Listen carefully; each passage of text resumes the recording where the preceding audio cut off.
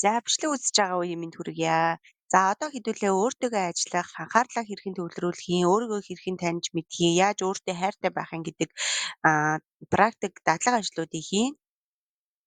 За тэгэхээр өдөр тутамдаа хийдэг одоо үйлдэл дадлууд дээрээ илүү ухамсартайгаар ажиллана гэсэн үг. Жишээлх юм бол яаж ухамсартай алхах юм, ухамсартайгаар хэрхэн сонсох юм, яаж ухамсартайгаар хөдөлгөөн хийх юм ч гэдэг юм уу те.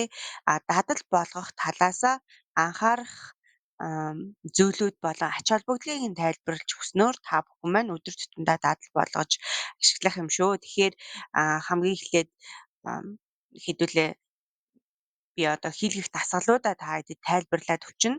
За тэгээд 7-7 хоногийн хугацаатаагаар та бүхэн маань өөрсдөө дадал болгоорой. Би гэрийн даалгавар өгнө. Тэгэхээр тэр гэрийн даалгаврын дагуу өдөр тутамдаа эхээс одоо хугацаа жишээлх юм бол хугацаагаа эхээс багаас ихсгэх ч гэдэм үү те эсвэл тоотой дасгал байх юм бол тэр дасгалыг бага тооноос их тооруулж гэдэм үү аль болох өөртөө үнэнч байдлаар дадал болгож хэвшүүлээрэ гэж хэлмээр байна.